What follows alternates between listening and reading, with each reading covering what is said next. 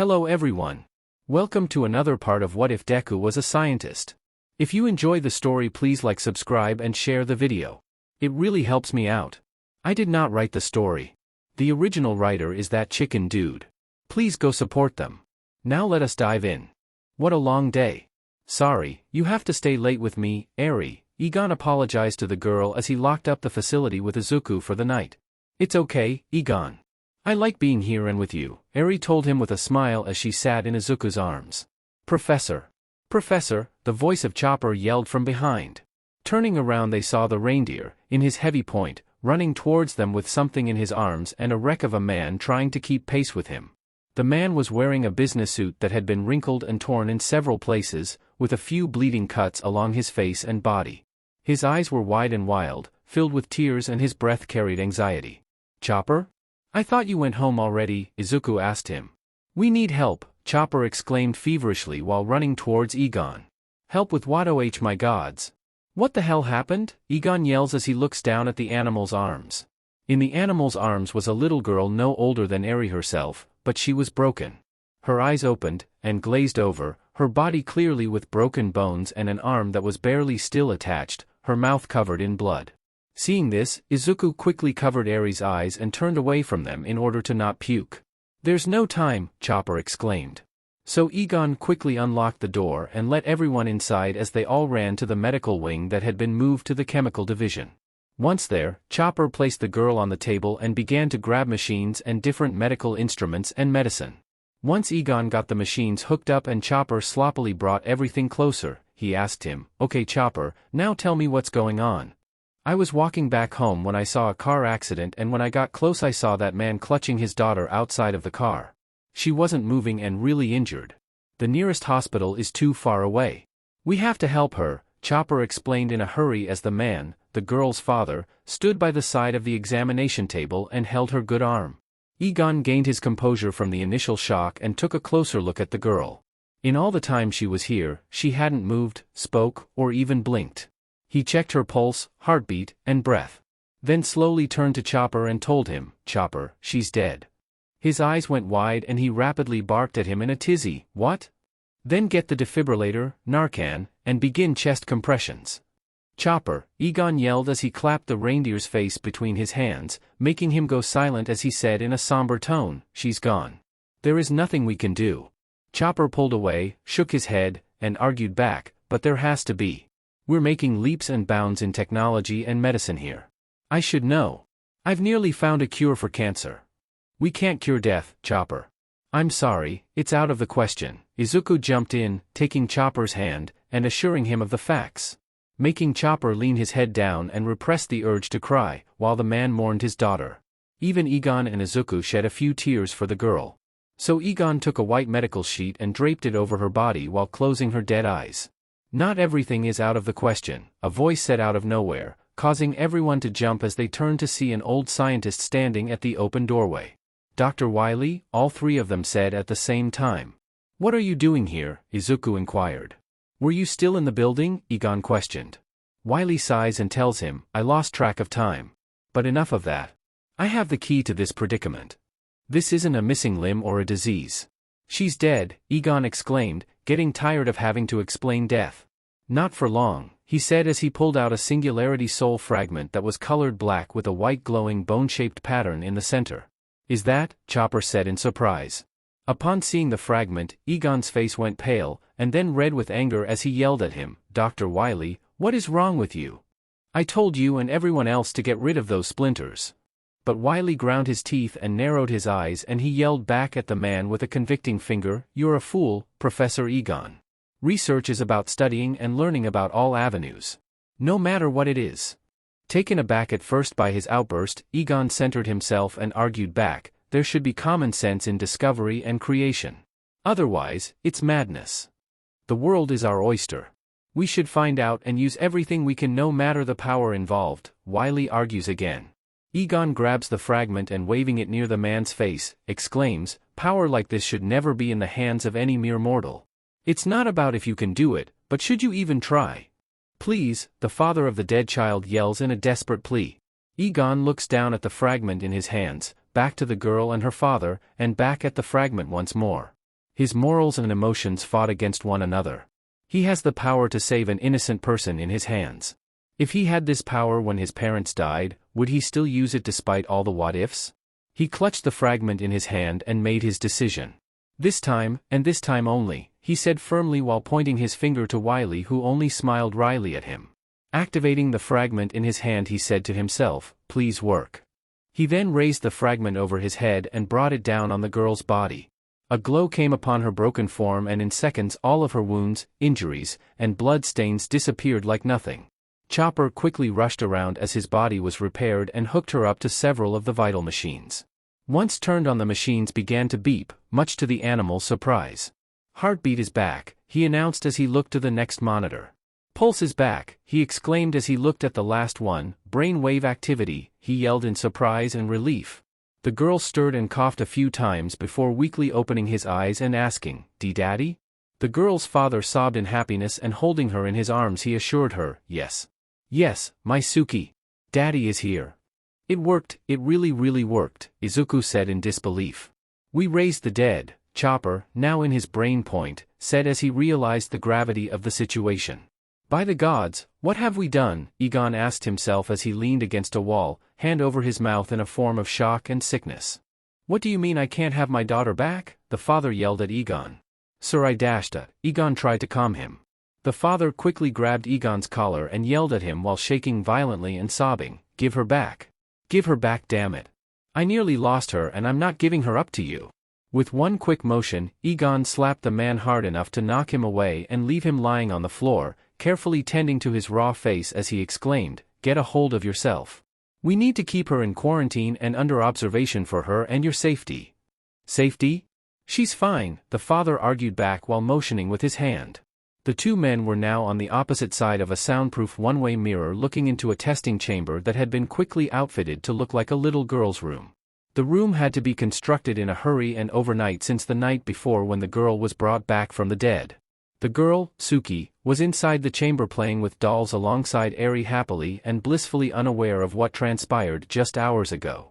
Egon rolls his eyes at his argument and tells him flatly, "She only looks fine. We don't know what's going on inside. For all we know, she could be possessed by a demon wearing her skin like a suit." "What?" the man exclaimed in a mix of shock and disbelief. "Sir, I've seen enough movies to know you should never fuck with resurrection unless you're a god, and I'm no god," Egon told the man, who just looked at him as if he were crazy. "Besides, for all we know, she could just be a zombie," Egon said while looking at the girl and shivering in fear. "Okay, now you're just being crazy," the man stated. After getting into his face, Egon leaned against the mirror and stated in a serious and uneasy tone, "I'm serious. That splinter we used, the quirk that was in it, we don't know all the ins and outs of it. For all we know, she's being kept in one piece by the energy in the quirk. She could be a rotten corpse on the inside. She could just be kept fresh until she rots." He turns to the now silent and pale man as he asks him, "Do you want that? To see her die again?" But slowly, the man looks away as he begins to tear up. "I know you're scared and want her back. But we have to cover our bases so when you bring her back she doesn't have any complications," Egon says to him in a calm tone while placing a hand on his shoulder. "I understand," the man finally relented. Egon patted his shoulder and told him nicely, "Please go home. We'll let you when we make progress. Besides, you should file a claim for that accident you had." The man nods and leaves the room with Chopper helping him back outside. Once gone, Izuku joins Egon in staring blankly at the little girl lost in her happy world. After a bit of silence, Izuku sighs deeply and says, "I feel bad for him. His kid dies, is brought back, and now he can't even be reassured by this fact by taking her home." Egon nods in agreement and babbles aloud, "Too bad we can't find someone else who was affected by Victor's quirk." Then a thought crossed Izuku's mind, and turning to the man he asked, "Wait, didn't Victor say he had a friend that he used his quirk on when it appeared?" Realization dawned on him as well, and Egon turned to Izuku with a smile, asking him, "Wanna go to Russia?" "Are you sure about this?" Izuku yelled over the wind pressure as he and Egon soared through the air in heavy winter clothing. "Of course I am. Why wouldn't I be?" Egon yelled back with a huge smile on his face as she looked over the horizon. "Oh, I don't know. Maybe because we're flying to Russia, on a dragon," Izuku yelled back, motioning towards Torchwick, who they were riding on top of. In the time between not seeing Torchwick, Not only had he and Ungoliant become the two apex predators of Pacifica, but he had also seemed to double in size. As of right now, if he were standing on his legs, he had grown to the same size as Abomination Overhaul, 150 feet. It's faster than a commercial airline, Egon argued back. Sir, and nothing says friendly arrival like flying into a currently civil war-stricken country on the back of the largest flying creature in recorded history, Izuku sassed back before looking behind him and asking, by the way, why is Pura with us? Research. Different topic. Different place. Ancient tech, the woman told him, clothed in her own winter gear as she hugged Izuku from behind to hold steady.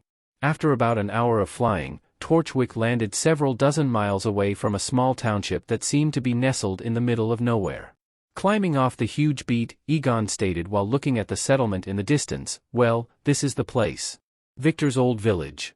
We'll have to hoof it the rest of the way, Izuku said with a small sigh, knowing that coming into town on Dragon's Back could mean a not-so-warm welcome. Good to hear.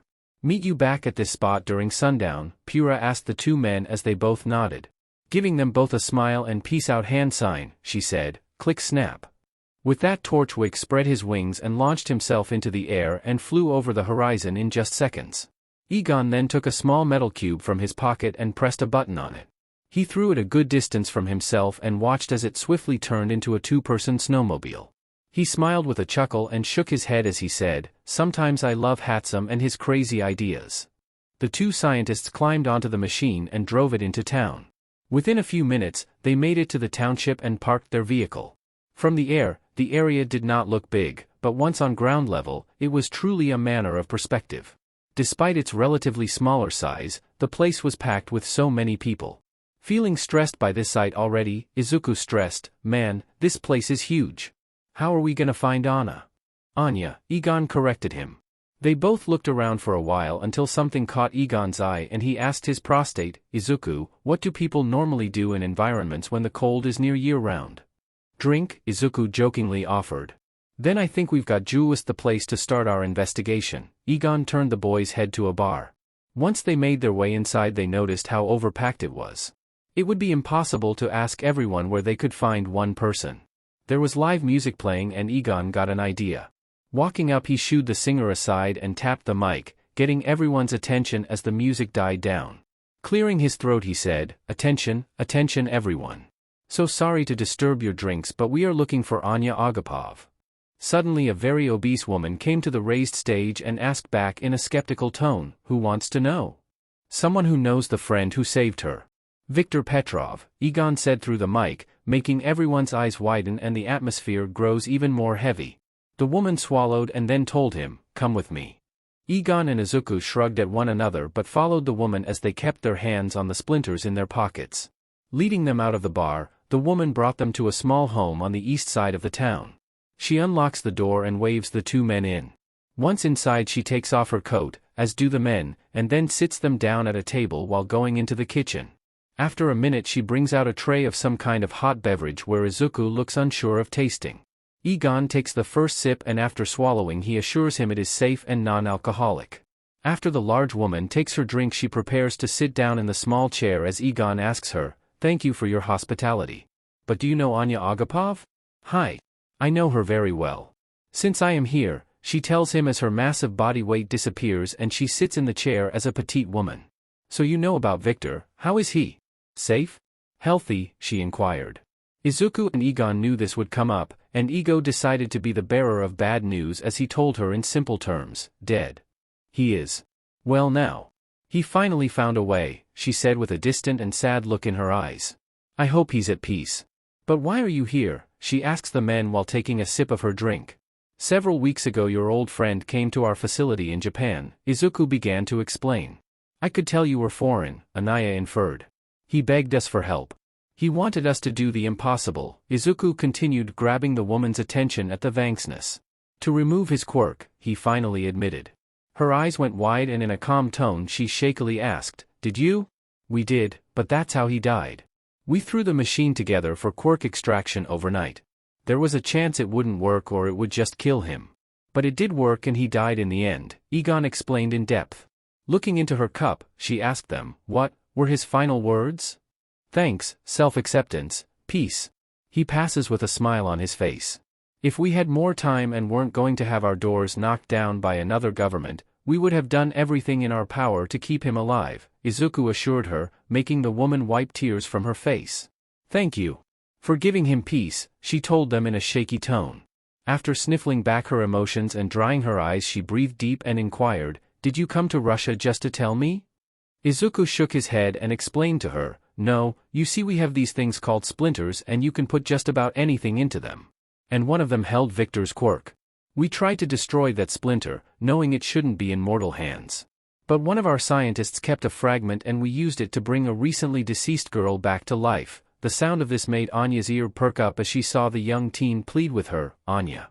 You're the only other person in the world who was revived by his quirk. We don't know what side effects come from revival from the dead.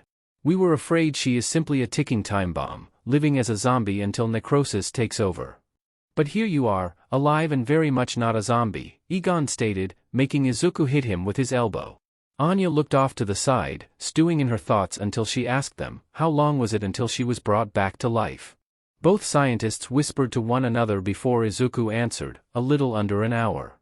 I was dead for only a minute, Anya told them. Can you tell us what you've experienced since your revival? Any physical, emotional, or mental changes? Anything at all, even if it's so insignificant it seems silly, Egon asked the woman as he took out his pad with Izuku to take notes. Anya took a moment to collect her thoughts and then explained to them, not much. I sometimes lose the sensation in my fingers and toes like I'm going numb or experiencing frostbite when I'm not. I get dizzy very easily so I can't drive. And I get flashes of when I died, brief but very vivid. I've learned to cope. Anything else? Izuku prompted. Anya taps her chin and then explains with a bit of embarrassment, certain things trigger my flashes. For instance, I can't look at borscht without seeing myself smeared on the pavement. After typing this last bit of info down, both men finish their drinks and stand up while bowing to the woman as Izuku said to her, Thank you, Anya. You have no idea how much you've helped us. Anya nods and says back with a sad smile, Thank you for giving me closure on my friend. Can I take her back? Really? The father of Suki hopefully asked Egon with tears in his eyes. Egon smiled with a nod, then told him in a firm tone, Yes, but if any complications arise I want you to come back ASAP. Thank you, the man thanked the scientist while bowing on his knees. Just be sure to keep an eye out for these side effects. If anything else is out of the ordinary, call me and bring her back. Egon doubled down while pulling the man back to his feet. I will, the man said with a happy tearful smile. Just before the man could run into the testing chamber to be reunited with his daughter, Egon shouted out to him, and this goes without saying, but don't tell a living soul about this. Even if I did, I don't think anyone would believe me, the man called back. Ego shook his head with a sigh and muttered under his breath, Oh, you'd be surprised who's listening. You wanted to see me? Wiley asked as he poked his head into Egon's office, an obvious fake smile on his face. Egon wasn't buying it for a moment and sitting in his chair with fingers laced, he waved him in while saying, You know why you're here, correct Wiley? Wiley stepped into the room, dropping the facade, and smiled wryly at him while saying, Of course I do. Ah, but for which of the two reasons? Egon narrows his eyes as he pets Pete, who is sitting on his lap, like a cliché villain. Telling him, Izuku had known about the robot initiative and Project Mono since its inception. We allowed you to go through with it to see what you'd do. And we stopped you before you went too far. Despite being so newly constructed, I didn't give you enough credit. For that, I apologize, Wiley says with a bow while taking a seat across from him. Even though he didn't show it, for the first time since getting his overinflated ego, he felt small in the sight of the man before him. But keeping the resurrection splinter was something I didn't expect, Egon exclaimed before taking a breath and telling him, Now I should be mad and I want to be more than anything. But I've had time to think. And I've come to realize that maybe you are right, Wiley. This made the old man raise his eyebrow in curiosity as the man continued, If something can be easily controlled in an environment, why shouldn't we try and study it? Wiley smiled and told him with a sneaky tone, I'm glad you see things my way. Prepare you to have a bit of me in you. Don't push it, Egon warned him as a tack mark appeared on his head. Saying that, I've come to realize that the world is full of many what-ifs. At some point, someone could find another power similar or gain control over the one we have. If that happens and we have no knowledge of it, how are we to react and use contingency plans? How can we staunch the bleeding before it gets out of hand? he admitted with a stressed expression. So what are you saying? Wiley asked him, not fully understanding. I'm saying this, Egon told him as he reached into his pocket and slid the resurrection fragment towards him. Wiley carefully and cautiously took the source of power between life and death. As Egon continued, I want you to test this power, in every ethical means you can. Find all its ins and outs. See what makes it tick. See what it can and can't do and how far you can stretch it. Ask for anything you need to accomplish this. Bones, cadavers, DNA samples, whatever. Wiley smiled and taking a deep bow he replied, by your order, it will be done, making Egon roll his eyes as Pete honked at him. After quickly calming the bird down, Egon tells him, Dr. Izuku will also be accompanying you on these experiments, and please, one at a time. The last thing we need is a zombie apocalypse, making both men shiver at the thought. Shaking the Farah from his head, Wiley said back, that's fair. Though if I'm being honest, I'm surprised by your actions. I would have thought you'd kin me. Egon glared at him, then admitted, you're a madman Wiley, but smart. I can't let you run wild or into someone else's hands. I see you're worth tenfold. This statement surprised him and sent a ping of happiness and pride swelling up in him for the single praise. That does bring me to my other point, Egon stated vaguely, making the old man come closer in curiosity. Don't do something like this again. Got it, Egon warned him as Wiley bowed. And this goes without saying, but everything that happened between you, me, Izuku, and Chopper stays between us. Egon left him with that, making the man smile and nod as he left the room to begin plans on his new round of creations and experiments. Hankoyo, Egon yelled. Ha!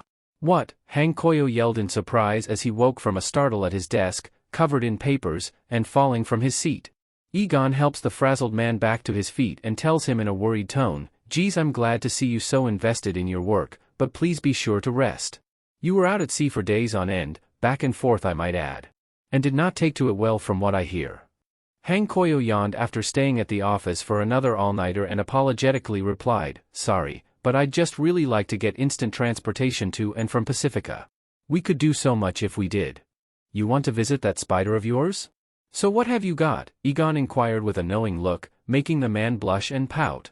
Looking through his files and notes, Hankoyo told him, Well, recently I found a person with a unique teleportation quirk and managed to get a DNA sample and put it into a splinter. I think that blonde dude called it the flying Raijin. Anyway, there's just one problem with it. This intrigued Egon and he gave the man his full attention. Its activation requires electricity, and since the human body only produces so little, the range is only a few feet. Great for combat, but not for long-distance travel. I need a super powerful electricity quirk to increase its range. But where to find one is the problem. Any current electricity hero doesn't have enough juice, Hankoyo complained while pulling at his head tendrils. Egon put a hand to his chin and thought then offered, I heard that one of the UA students of Class 1A has a person with an electric quirk so powerful it damages his brain. That's not healthy, but sounds exactly what I need, Hankoyo exclaimed. I'll see if someone can convince him to donate, Egon tells him, and just as he's about to leave the room, he trunks back for a moment and asks while pointing to a jar on an open table, by the way. What are these? They look like leeches. Oh. Didn't I tell you? Hankoyo asks as Egon suspiciously shakes his head. Well, they came from Ungoliant. Like out of her pores. I'm not entirely sure what they are myself, but they seem to be sentient flesh pads. Almost parasitic in nature, he explained while holding the glass jar up to him. As he stated, filling the jar was a black liquid that squirmed like worms piled on top of each other. The black creatures inside looked like leches, but that's where the similarities seemed to end.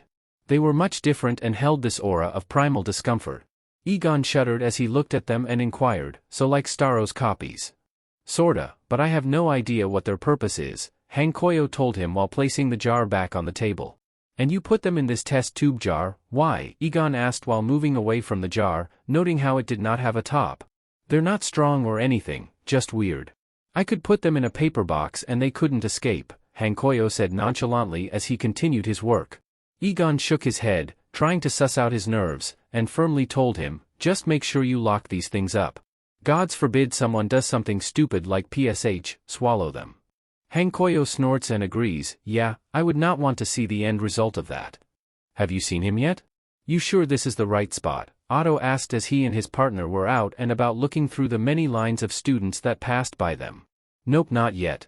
And keep looking, this is one of only 2 routes that UA students take to get to the school, Pura affirms to him, carrying the octopus in an aquatic pack with her goggles down and scanning the whole area. Fine, fine. But one more question, Otto inquired while putting his own binoculars away. Why the hell did you bring me along? He yelled at the woman while slapping her head.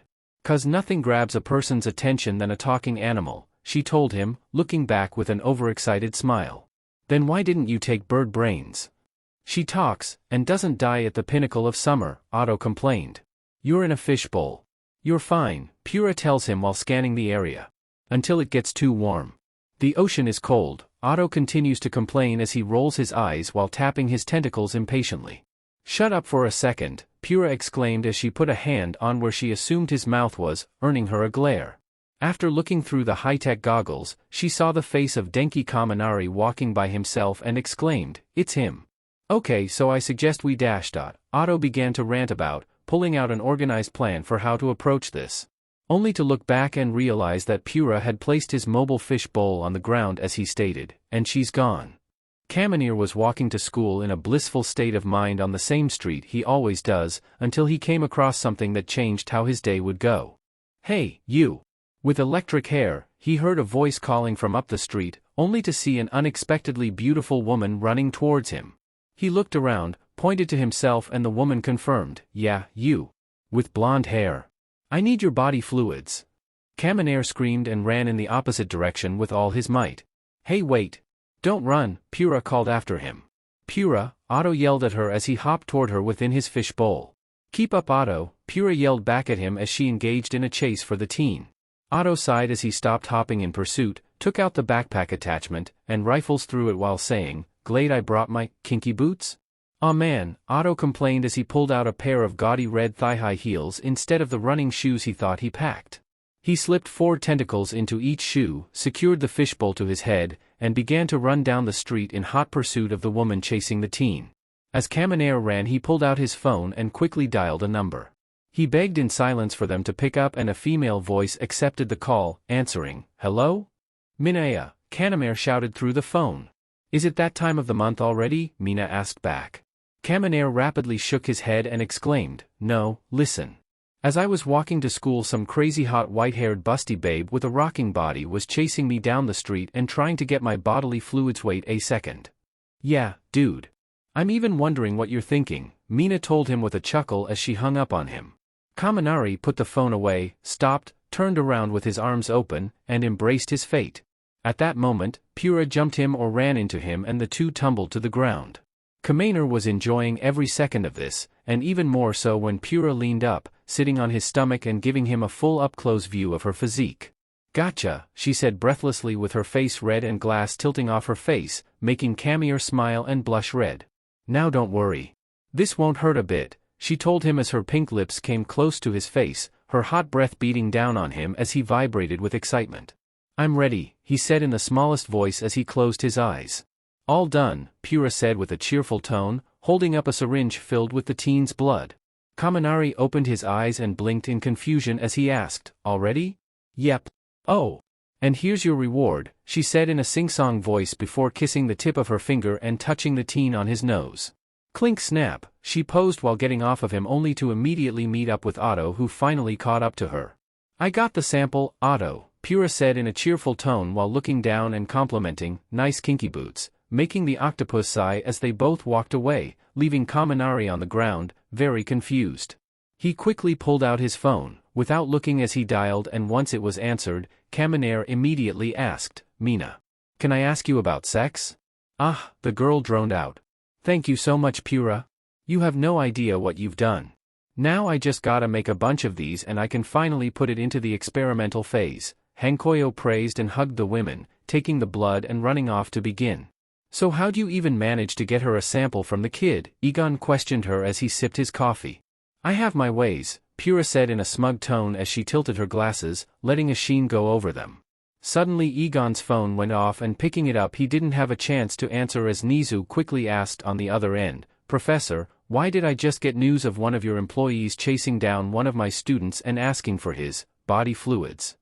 Egon's eyes went wide as he told him in a quick yet calm tone before hanging up on him, "I have no idea what you're talking about. Goodbye. Izuku, who was standing by the man and heard the conversation, yelled at the woman the moment the call dropped. Pura. What? She complained back. Ladies and gentlemen. Animals of all ages. Welcome to the dash dot, Hankoyo began until he was cut off. Stop with the theatrics and get on with it, Cluck yelled at him, pecking at a bran muffin. Hankoyo glared at the bird and went back to his theatrics while exclaiming as he pulled a sheet of an object, "May I present to you the world's first teleportation device I call the warp pad." With one swift pull, he revealed what looked like a small raised stage made of a clear crystal with a unique cut at the sides and a flat smooth fish at the top, made into a circle and very large in width. Everyone ogled at this and clapped for him. When the applause died down, he finished up by saying, "With this device, you can travel to any point in the world in a flash." "What's the downside?" Cluck interjected with a skeptical stare. "There has to be another warp pad in the spot you want to go to and you have to know where you want to go," Hankoyo admitted. "So all we have to do is place these everywhere," Cluck continued to vex him. "For now I was hoping just here, the new facility, and Pacifica," Hankoyo inferred. "Hoping to see your pet more often," Cluck said in a knowing tone. "Don't mock me. And besides, she's my friend," Hankoyo defended himself with his arms crossed as he refused to look at the bird. "Be nice, Cluck." Despite the intention behind the creation, Hankoyo should be credited for actually creating the very first teleporter, Egon told them both as he clapped Hankoyo on the shoulder in praise. Feeling more comfortable and less embarrassed, Hankoyo explained in detail. The wrap pads also use a harmonic frequency to determine where one needs to go. Hook a frequency to a pad and it will take you there and only there. Then wouldn't that mean you'd need several of them just to get to different places? Just for where we'd need to go, we'd need at least 3 per area, Izuku asks him, doing the math in his head. Hankoyo gives a knowing look and explains, "That's why I have separated them into 2 separate kinds of wrap pads. The warp pad hub and the regular warp pads. The hub is synchronized with many harmonic frequencies to take you to any place that has a pad, and the regular pads act as receivers and can only send you to the hub." "And if 2 people try to use the hub pad to go to 2 different places?" Cluck asks. "They'll cancel out," Hankoyo answers. "And if someone tries to use a hub pad and a receiver at the same time? Again they'll cancel out, and I made this device that allows you to see who's trying to use what if they do." "You've really thought of everything, haven't you?" Izuku said in praise, making the man smile and his head tubes wiggle from it. "I like to cover all my bases," the man stated with a proud look. "And the downside to these warp pads," Cluck interjected. "They're delicate. If they break, then I put in a failsafe so they won't work," Hankoyo explained, leading to a sigh of relief from everyone present. Then a thought crossed Izuku's mind and he questioned, "What happens if you do use them while broken?" Hankoyo looks off to the side and sucks air between his teeth as he tells him, "You don't want to know. Trust me," thus sensing a wave of discomfort from everyone hearing this. Before the already thick and heavy atmosphere could get any worse, Egon's phone rang, and looking at the caller ID he excused himself saying, "One section." "Hello?" Egon quickly walked out of the room for several minutes, leaving the scientist to converse and ask more questions about the invention. When he came back, Egon told his crew, "So the principal of UA wants us to help in the making of the sports festival." "That's incredible," Hatsum exclaimed in excitement, leading to everyone else thinking much the same. "And I got a call from I-Island. One of the head scientists, a guy by the name of David Shields, wants his daughter to intern with us," Egon casually added. I-Island?" Honey Lemon babbled with surprise before she passed out on the floor. Eri looked at the downed woman and asked, "Do we need to get the defibrillator for her?" "I don't think so, that's just a me thing," Egon assured her before going into serious leader mode and telling them, "Okay, the first order of action, someone wake her up. Second order, Hankoyo and Cluck will travel to Pacifica to set up a warp pad there and connect it to the one here. Use the robots to construct a defensive perimeter so any villains on the island can't easily escape." "Why do I have to go?" Cluck complained. "'Cause you seem to be the one most interested in this project besides its maker," Egon shot back at her with a sleazy look, making the chicken grumble to herself. "And third order, I will see what exactly the principal needs from us and from there I will task every one of you with something," he told them. "Yes sir," they all spoke in unison. "Then let's move," he exclaimed as all of them diverted to their divisions and jobs. Egon looked around the room and caught sight of Izuku staring blankly outside the window. He stood next to the boy and breaking the silence told him, "You know, Izuku, if you don't want to be a part of the sports festival you don't have to." I understand you're still not 100% on heroes, even if you do want to help make their jobs easier. Izuku sighs deeply and then tells him with a dismissive tone, it's fine, it's fine. Really. I need to do this so I can prove to myself I'm past it. My therapist said I needed to do something like this anyway. She said I'm progressing nicely, so this is the next step. If you're okay with it, then I'll believe you. Just let me know if it becomes too much, Egon says with a small inward sigh while patting his shoulder. He stumbled for a moment then finally told the boy, just to let you know, they also offered us VIP seating for the event. Of course, they did, Izuku deadpans. Do you want to come? Egon offers as kindly as he can. Izuku takes a more assured sigh and position as he states, you know what? Screw it, why not? It'll be a good opportunity to scope out future employees. I am here, All Might announced boldly as he struck a pose and landed in the center of the highly protected remains of the NIP facility building. Only to be greeted by several dozen guns pointed in his face. And in dire need of a new pair of pants, the man's body stated while sweating. As he was held at gunpoint by all the government section guards, Egon came out with a very strange device in hand. He held the machine all over All Might's body and it made several strange and alien noises before flashing green. He put the device away in his coat and announced, stand down everyone. He's the real deal. As the many guards put their weapons down and walked away, All Might turned to the man and told him, why wouldn't I be the real deal? I'm All Might. And a person in a world where 1,000 different shape-shifting and body-altering superpowers exist, Egon huffed back in exasperation. All Might's sweat dropped and stated, you've got a point.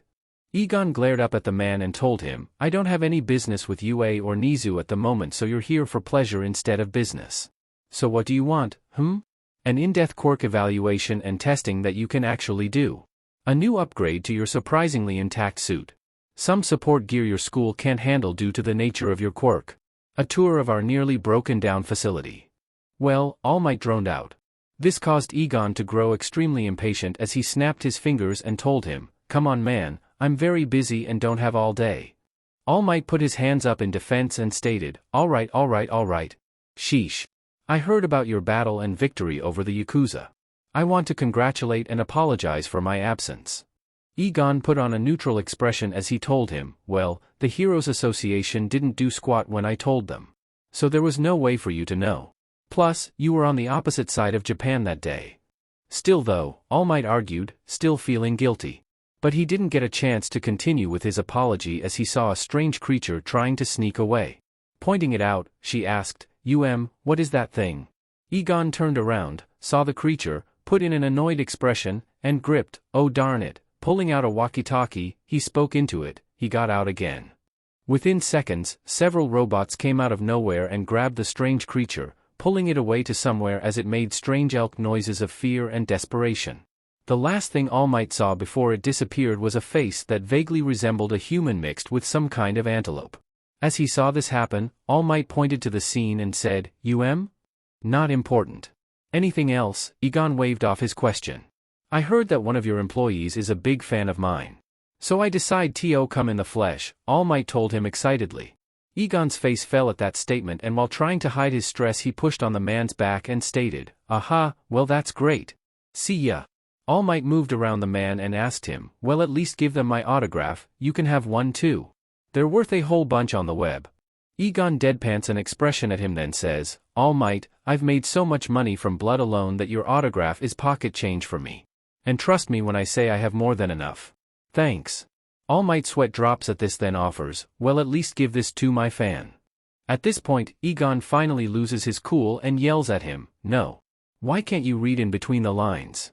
Besides, he's already got one and you failed him. What? All Might exclaimed in shock. Panicking for a moment at the confession, Egon quickly pushes on the man's back and demands, get out. Somehow this managed to work and the huge man finally bounced away. Egon huffs in a mix of exasperation and relief. Stomping back into the building he gripes, geez, what a blowhard. I can't understand why people like that smooth-brained mass of meat. Because people are stupid and horny, Megan, who saw the whole exchange, told him as Josie giggled. That makes sense, Egon agrees with a groan. From here, Egon makes his way to Izuku's office. Knowing him, he already knew All Might was here even if he came in like a normal person. Getting to his office door he knocked a few times before finally opening it and poking his head inside. Hey Izuku. You're holding up okay? He asked as he looked around the seemingly empty room. He stepped in and looked around before seeing the swivel chair with its back turned to him. He stepped to the other side and saw the boy huddle on the seat in a fetal position. He wasn't crying or shaking, just huddled into himself like a turtle. Which Egan couldn't tell was good or bad. Izuku, he carefully asked in a light tone. I guess, he mumbled between his legs. You guess, Egon prompted him. Izuku quickly unraveled himself as he let his body go splayed over the chair as he complained, I don't know. I thought I was over it by now. Thought I was past it all, guess I was wrong. Egon crouched next to him and patted his shoulder as he told him, Izuku, you can't expect yourself to be better overnight. Everyone handles their emotions and trauma differently. It takes time and you're still young. Izuku wipes his face under his glasses and sighs loudly and in a tired exaggeration as he says, I wish I could just use a splinter to make it go away. Technically we could do that, but it's not healthy. Egon dismissed the thought as Izuku curled his legs back to his chest. Egon sighs softly and offers, like I keep saying, you don't have to go to the sports festival, knowing them, All Might is gonna be the main man and center of attention. Izuku takes a deep and calming breath as he looks at his mentor and tells him, I can handle it. Thanks for covering for me. Egon smiles while ruffling his hair and says back, no problem. I just wish you had some more healthy relationships, like kids your age. I have Chopper, Izuku offered with a bit more pep in his voice. Yeah, but Egon trailed off while shifting his gaze. An intelligent animal, Izuku offered. I was thinking emergency food, but let's go with yours, Egon corrected him as the teen just gave him a half-lidded glare. It's nice to finally meet you, Dr. Shield. I have to say I'm quite excited to have such an esteemed scientific creator in my office. I hope your trip wasn't too bad getting here, Egon greeted the man sitting in his office, trying to hide the excitement on his face. David, in much the same way, also tried to hide his excitement as he greeted back, I'm honestly excited to meet you Professor Cristallo. You and your ward have made quite a splash in the scientific community. And the plane ride was fine, getting into this facility was the hard part. Egon rubs the back of his head and apologizes, sorry about that. Needed measures and all. David put on a worried expression and said back, I heard about the attack. I'm sorry to hear everything and see it in person. The reporters really don't do it justice. Egon waved off his apology and assured him, it's fine, we lived, we won. The only thing to do next is to get better and rebuild. David smiled and praised him, that's a nice outlook on it. Egon then took a look at a pile of papers on his desk and asked the man, so your daughter, Melissa, wants to intern here? Exactly, David confirmed. Is this what she wants? Egon asked with skepticism. Of course, why would you ask that? David inquired back with equal confusion. No offense David, but I've seen highbrow parents like you try and force your kids into the same path they took. You know what happened to their kids? Egon asks him bluntly as David shakes his head. Egon then lists off and states in a straightforward manner, the few that didn't come out as exact copies of their parents ended up dead, broke, homeless, on drugs, or cut ties. I want to break the cycle before the already declining population declines any further. David's sweat drops, understanding his concerns, and assuring him, I can assure you my daughter is true to her intentions and interests. I tried to get her to like or try other things, but she always insists on being in the lab. Egon sighs in relief and replies, well, that's good to hear. I'm sure you know we have dorms being built in our new building, and it won't be ready for a while. So I hope she has a place to stay. Already taken care of, David tells him. Egon smiles with a sparkle as he brings up, super. With all the paperwork you have in order I see no other reason to stall other than knowing if she'll get along with the others. Melissa is a sweet girl. She'll get along with anyone, David waves off his concerns. I hope. My staff is a bit quirky, Egon states as he looks off to the side, reminding himself of their behavior. Before that, can I ask you for a favor? David inquired with an air of uncertainty. No, Egon bluntly says. You didn't even hear what I wanted, David argued. The way you said it makes me know it'll be something I'll end up saying no to in the end, Egon argues back. At least give me a chance, David begged him. Egon gave a long sigh and then twirled his wrist as he told him, fine, let me hear it. I would like your permission to take a small research squad to Pacifica to study its flora and fauna, David asked him with an excited expression on his face. No, Egon once again bluntly told him, not missing a second after he was asked. You didn't even think about it, David points out. Egon slaps his face and then explains to the man, I don't have to, and the answer is no. Pacifica is dangerous with a capital big. If the flora doesn't poison, strangle, or chew you up, then the fauna will kill you for just looking at them funny without a moment of hesitation. And that's just the herbivorous. Plus, the dragon we sent there originally just gave birth to several hundred smaller dragons all across the island. And the copious amount of life sentence and death row inmate villains from Japan and the rest of the dang world on the island. Wait, I thought it was just criminals from Japan, David inquired in confusion and concern. Egon rolls his eyes while explaining further, other countries caught wind and decided to subvert their prison problems by taking a page out of Japan's book. I'm sorry, but until we set up a base camp and fix several issues, the answer is no. I won't have you throw away the lives of scientists who can't even defend themselves. Don't you think you're being a bit pessimistic? David argued while putting a small space between his index finger and thumb. Egon gives him a deadpan expression as he states, Shield, I'm a wimp, you're a wimp, literally, everyone in our field is a wimp. And you want to send them to what is essentially Death Island? Okay, good point, David finally relented. Plus they'd never even find solace in the caves due to the giant spiders and the new cave trolls we placed there, Egon added casually. David just stared at him like he had just grown another head and asked in a low tone, the what? Izuku was sitting at his desk, nose deep in writing something out at a breakneck pace. He was so focused that he didn't hear his door open or when a person walked right up to his desk. They stood there for a solid minute and Izuku still didn't notice them. Finally, Izuku broke out of his mojo when the person said, Hi there. Izuku shifted only his eyes to be surprised by the sight of a pretty blonde girl he had never seen before but quickly realized who it was as he stammered out, Girl. Their girl I mean, you must be Izuku no. I mean you green and I'm Shield and Dash. And oh, he froze up as the girl's unchanging expression continued to stare at him until he flopped face first on his desk and moaned, please kill me.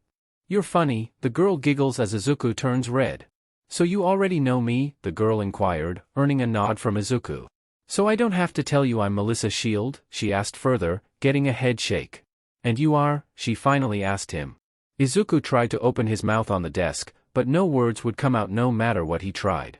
Until a certain robotic-sounding female voice clucked, his name is Dr. Izuku Midoriya and he's never met another woman besides his mom. Izuku shot up his head and yelled, Dr. Orpington. The chicken doctor, standing in the open doorway on her mobile cart, drank from her coffee mug and stated nonchalantly, You're gonna frighten her off or lose your only chance at a normal healthy friendship. Better just to get it out in the open. You'll thank me later.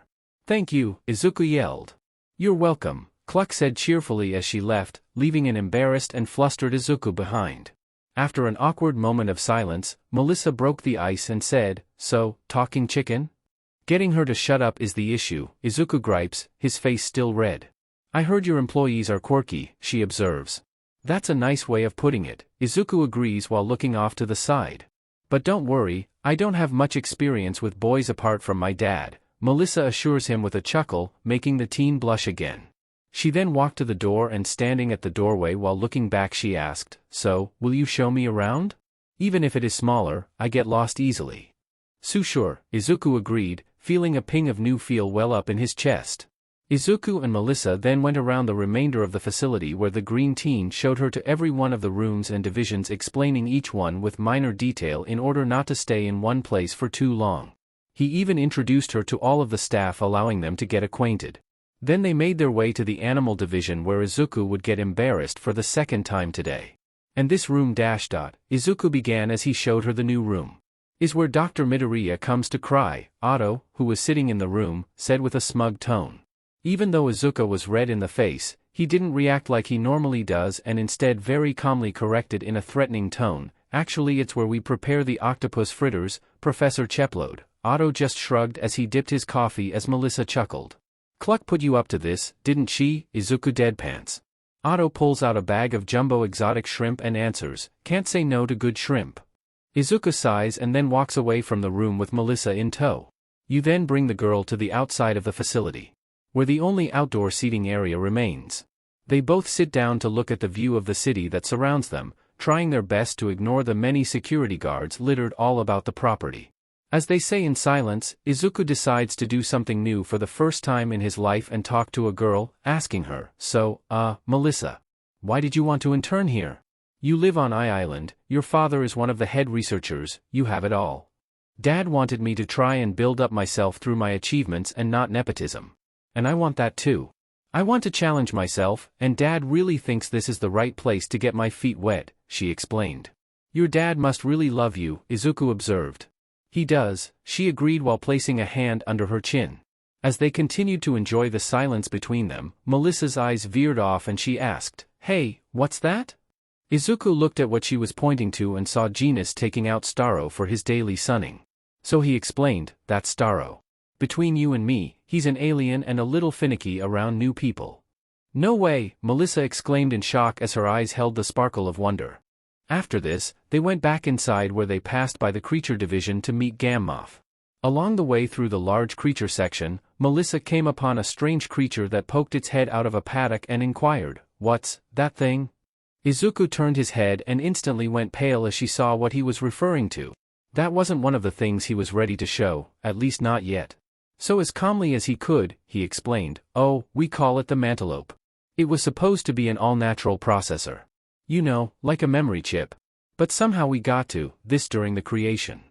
The Mantelope was a large quadruped creature that vaguely resembled a deer or antelope. It has no body hair apart from its head, with peach-colored skin.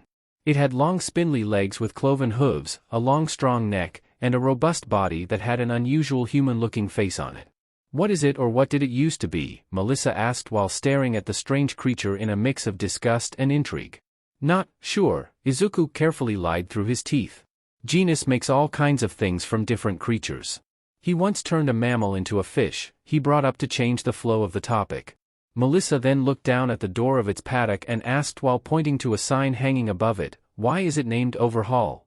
Izuku nearly freaked out and had to quickly and calmly explain to her, "Oh, that's not its name, it's the designation. It will be overhauled for retesting or re-evaluation. Typically we don't like to kill the creatures we make." "Why does it look so sad?" she inquired while looking into its large yellow eyes. "That's just how it looks," Izuku told her. "It's so unnerving. It has this uncanny valley look to it. Like looking at a person but not," Melissa stated as a cold shiver ran up her back. "And that's why it has man in its name," Izuku told her as he tried to maneuver them away from this pen. But just before they could get far enough away from it, a small voice called out to him, "Izuku, I want to ride the Mantelope." Izuku turns and sees Eri happily running towards him and the Mantelope pen. Izuku sighs inwardly and tells her while motioning to Melissa, "Later Eri, I'm giving a tour to our new friend." "Era, so I'm your friend already, Doctor?" Melissa asks with a teasing tone, making Izuku flush. Eri looked up at the girl and instantly asked, "Are you Izuku's girlfriend?" Izuku's face went bright red and Melissa smiled with a soft chuckle as she knelt and patted her head while saying, "I'm just his friend who's a girl." Eri blinked and stared at her mindlessly before turning around and running down the hallway as she yelled, "Egon! Izuku has a girlfriend!" "Eri!" Izuku yelled at her in a scolding tone. Suddenly the PA system blared to life and Egon's voice called out, "Everyone owes me money." "Egon!" Izuku yells at the speaker while crumpling to his knees and hiding his face. Later on, at the end of the workday, Izuku walked Melissa out of the building and security guards. Just before she left for the day, she turned back to Izuku and told him, "I have to say, Doctor, I had a fun day today. I can't wait to work with you all and see what tomorrow brings." Izuku smiles as he nods his head and says back, "Me too. I've gotta say, Melissa, you're probably the second friend I've made." "Era, who's the first?" she questions. Before he could open his mouth to answer, the voice of Honey Lemon yelled out, "Chopper no. Don't eat those." The two teens turned their heads to see the scientist cornering the intelligent animal as he tried to protect something small in his hooves. "But they smell like a million cotton candy," Chopper cried in desperation as he held tightly to the small golf ball-sized sphere. "That's because it's highly condensed super sugar. You'll blow up like a balloon," Honey Lemon stressed to him in concern. But the reindeer didn't listen as he swallowed the whole thing in one go. Things seemed fine at first until they weren't. Like Honey Lemon told him, the small animal blew up like a balloon, leaving him useless and round. "Worth it," Chopper said after his bodily expansion. Honey Lemon sighs and as she rolls him back to the lab she moans, "Time to get the juicer." "Yay! I love the juicer, Chopper cheers. Him. Izuku trailed off as Melissa fell to the ground from laughing so hard. Egon sighs loudly as he locks up the facility for the night. Izuku, who was the only one left beside Pete and Eri, asks him, "What's wrong, Egon? You look stressed." Egon leaned against the door and slid down as he admitted, "I am. I just got word that even though Cluck and Hankoyo have successfully set up a warp pad on Pacifica and have a strong defense around it, they've been attacked by villains so many times that they are in desperate need of more defense robots." He puts his hands over his face and pulls down as he groans while adding, "I wish I knew what to do in this situation. If I don't, who knows what ramifications could happen." Izuku landed down on him and patted his shoulder while assuring him, "Let's just get some rest and brainstorm about it tomorrow." Egon takes a calming sigh as he agrees, "Yeah, you're right. I just wish the heavens could drop a miracle into my lap." Late into the night, one of the manhole covers opened up in the sound division of the facility and a figure crawled out of it. Instead of your typical sneaky slinker, it quite literally crawled out from the hole and flopped its wet body on the cold metal floor like a piece of wet meat. After crawling out and dry heaving on the floor, it stumbled onto its feet where it scanned the dark room. Its eyes eventually fell upon a glass cabinet with a bunch of vials and other strange things in it. Just what it was looking for. After trying and failing to open the door or force it, it resorts to trying to break it. A task that was easier said than done as the glass was high-grade security measure glass. But with enough determination the figure managed to finally get one crack. And one was all it needed to break it completely. Once opened, it rummaged through the cabinet with shaky hands that ended up knocking down just about everything inside. Until it grabbed a vial with a strange black liquid in it. Not noticing how the liquid moved all on its own, it popped the cork and drank it down. After licking its lips, it dropped the vial, shattering it, and doubled over its pain while crashing back into the broken cabinet and laying against it as the world around it went black. The following day, late into the morning, when Egon was in his office, Honey Lemon burst into his room in a hurry. Her face was red and her hair wild as the glasses barely hung into her face. "Oh, Honey Lemon. What's gotten you in such a tizzy this morning?" Egon asked the woman as she approached him. "You have to come see this, now," she half yelled while grabbing his arm and dragging him with her. After being pulled to the sound division, Egon was beset with the sight of nearly his whole staff in Hankoyo's main office circling a giant white mass in the center of the room that nearly engulfed every part. Standing there for a while with mouth open in awe, the first thing he asked was, "What the heck is that?" "I have no idea," Honey Lemon answered while also staring at the thing. Just then, Otto came in with his pad and explained to everyone, "From what I could gather, its material is similar in structure to spider silk." Now that he looked at it with that thought in mind, it did look like a giant cocoon or spider egg nest. "Is it a spider?" Izuku inquired. Otto rubbed his head as he scrolled through his pad and answered, "Yes and no."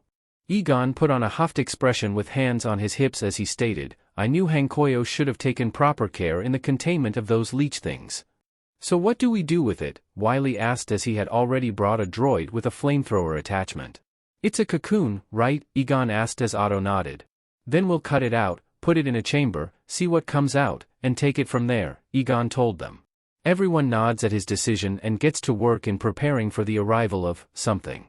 "Yes sir," Rappa carefully said as he poked his head in Egon's office. "Yeah," Egon answered back, face deep in paperwork and setting up other operations. "It's hatching," Rappa vaguely told him. Rushing his head up he yelled, "What? Already? But we just put it inside a chamber and don't have the weapons in place." Quickly turning on the PA system he called out, "Everyone prepare yourselves for the worst." Slamming the phone down he ran out of the office with Rappa as they both rushed to the sound division again. Once they got there with a few staff present and several dozen defense robots and assassin droids at the ready, he watched through the window as the cocoon, how much smaller outside of the webbing holding it up, began to crack open and release the horror inside. Once it split open, a mass covered in a green fluid fell out and onto the floor with a wet drop. The mass uncurled itself and stood up upon wobbly legs. Many of them. Disproportionate and bloated like a drowned corpse, it walks around as it allows the green fluid to drip off its body. "Oh God. It's hideous," Melissa yelled as she hugged Izuku in fear. Once the fluid drops off and the body unravels and turns enough to see it all over, it is revealed to be something very strange but still equally horrible. The creature had two parts, one smaller upper part and a much larger under part. It was like looking at a very strange centaur. The upper part appeared humanoid, the lower part looked like a smaller scale version of Ungoliant. It was a huge spider, the size of 2 horses, black with 12 legs and covered in hair so thick they looked like spikes. Its misshapen head was bunched up with several dozen red eyes and its lower jaw swung like a mammal. Upon closer observation, Izuku stated, "It's a guy?" As Izuku had stated, the part on top was a completely human body that had no mutation or other such flaws. The human part was quite beautiful. It was made with black long hair and black eyes with a fairly decent build. "So that's why you said yes and no," Egon stated while looking at Otto. "What should we do with him, that?" Melissa inquired, unsure of how to refer to the half-human spider creature. "Observe and find out who it is," Izuku stated affirmatively. After some time, and careful extraction of DNA from the man-spider, Egon was visited by Doctrine about the results. "Sir, I have the results," she said while barging into his office. Not even waiting for a response, she told him, apparently his name is Peter Parker. He's from Western Europe and has been arrested for several accounts of petty theft, drug abuse, minor misdemeanors, alcoholism, and yada yada yada. Basically, he's a broke loser who uses drugs to feel alive. "That's sad," Izuku, who was also in his office at the time, added. "Also there was something strange with his DNA," she added, getting their attention. "It was all jumbled up with spider DNA.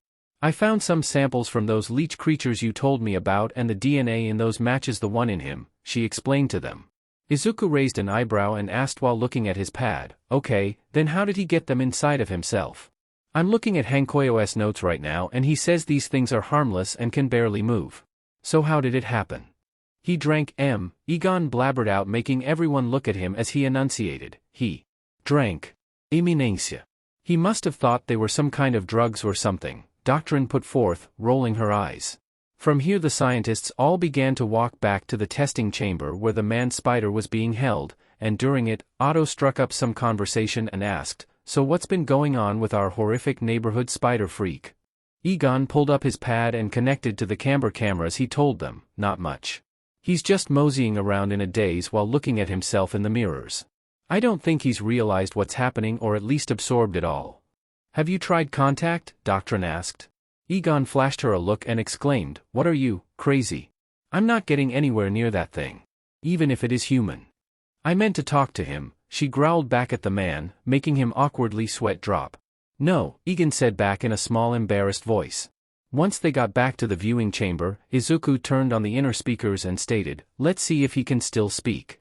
Izuku turned on the inner speakers, set them in several parts of the testing chamber, and said, "Hello, Peter. Can you hear me?" The man-spider whipped his head to the one-way mirror that the scientists were hidden behind and made them jump. Izuku gulped down the primal fear rising in his soul and asked, Can you speak?" The man-spider walked over to the glass and looking at himself he said in a hoarse tone as if trying to learn to speak, "Yes." "Oh good, so he's not completely brain dead," Doctrine sighs, making Izuku side-eye her. "How do you feel?" Izuku asked into the mic. The man-spider looked down at his body, then his hands, and tightened them as he ranted, "How I feel. How I feel. How I feel. I feel amazing. I've never felt this good in my whole life. I feel strong and fast and clear in my head. I've never felt so empowered. I feel like life gave back what was ripped away from my grasp before it was even there. I feel like my truest self." The scientist was put off by his reaction until Otto mentioned, "Did I forget to mention he was quirkless?" "Oh, that makes some sense," Egon stated while snapping his fingers. Izuku nodded in understanding and then the spider inquired while pressing himself against the glass, "Tell me. How did this become of me? Who did this to me? Only a god could do such a feat. Was it a god?" "Technically it was you," Doctrine said while striking up a match and lighting a cigarette. "Well, in a way your current state of being is due to a force far beyond you. And if you think it's a god, then that depends heavily on your definition," Izuku informed him. "What's their name? Tell me," the man-spider demanded as he pounded on the reinforced glass hard enough to make it shake. "Ungoliant, and it's a she," Izuku quickly answered, getting scared by the outburst. "Ungoliant. What a beautiful name," the man-spider cooed as he lovingly looked out into nothing before going to the center of the room, falling on his knees, and began to pray aloud to no one. "O Lady Ungoliant, goddess above. From this day forward I shall dedicate my whole life to you and the services of you alone. I am your humble servant. Do with me as you wish, as but a small part of my never-ending thanks for giving me this second life and this new body. I shall treasure it for ages to come," he pronounced boldly and happily. All the scientists were silent as they watched the scene unfold in uncomfortable awkward silence, until Izuku tried to end his reverence, and said, Peter Dash? The man-spider jumped up, uncomfortably turned his body, and ran up to the window mirror where he yelled, "Don't call me that. Peter Parker was a weak fool who died last night. I'm someone else entirely. But I need a fitting name. Give me a name," he demanded as his spider half hisses in displeasure. "I'll get the flamethrower and raid," Otto said casually as Doctrine nodded and followed after him. "Wait, Otto. I think I have an idea," Izuku exclaimed as he went to the mic and offered the half-crazed, mouth-foamed spider creature, "How about Quelag?" The man-spider paused for a moment, then thought it through his silence as he looked at the ground. After a minute he smiled cruelly and exclaimed, "Quelag, yes, yes. I am. Quelag. Okay, so what's this plan?" Doctrine prompts him as she reaches for the emergency robot deployer. "I think we just found the solution to our villain infestation," he tells them with a knowing glance, making everyone firm a question mark above their heads. Going back to the mic he asks the spider, "Quelag, how would you like to meet your goddess?" Pacifica. Late on a stormy night on the island of many dangers and many wonders, also known as Pacifica, a small group of villains took refuge inside a small cave to wait out the storm. As they all huddled close to the fire as it threatened to get blown out by the whipping winds and rain, they all moaned about their complaints. "Where the hell is Daki? It's been hours and I'm starving," one villain yelled. "Oh, shut up. We're all starving, just give her some time. Besides, you know how hard it is to get anything to eat on the island that isn't trying to eat you first," another villain yelled at the first. "Why can't we go deeper into the caves for shelter? I'm freezing and I'm right by the fire," another villain asked as they chattered from the cold while looking deeper into their cavern. "You know what the last guy told us about the caves, right? They're filled with giant spiders and trolls." "Whatever those are," the second to last villain stated. "I hope she's okay," the last villain whimpered like a dog. "You worry too much, she'll be fine." It was her turn to get food. The first villain waved off the last before turning their head to the cave entrance and announcing, "And here she is now." Just then a medium silhouette walked towards the cave on unsteady footsteps, nearly falling over several times. Once it came to the precipice between the cave and the rain outside, people began to notice something strange. "The key. Welcome back. Did you get food?" one villain asked excitedly and impatiently, only to get no response. "Daki," another villain asked as the silhouette began to walk in like a puppet in strings. Then the person stopped just a few feet from them, only to stand uncomfortable still. "You're awfully quiet. You okay?" another villain tried to reach out to the person. Only for them to stumble into the light of the fire to reveal a horrified expression stuck to the bloody face of a dismembered body that had seemed to be held together by black tendrils. The body arched forward, showing its back, where a large spider had its legs sutured into the corpse's back and limbs while its own body was hooked directly to the back, controlling the dead person like a puppet made of meat. It screeched at the villains as the leader yelled, "Kill it." The spider attempted to use the body to block the flurry of attacks but was unsuccessful as it and the corpse were destroyed. In the short one-sided fight, the campfire they had used for warmth and light had gone out, leaving them in the dark. But they never did it for the best, since the death of this spider would mean more would come to the spot thanks to the death hormones it secretes. Just as they began to catch their breath, mourn the dead, and figure out a new place to hide, a new figure stood in the dark cave opening. Well, well, well. The whole of the little mice has been found and flushed out. Through to me, you all look more like a bunch of rats, a sinister voice cooed to them, white teeth gleaming in the darkness as they smiled. "Who the hell are you?" one of the villains demanded. The voice chuckled at the question as if it were cute, then told them, "Who am I? My name won't matter very soon. But if you must know, I'll tell you.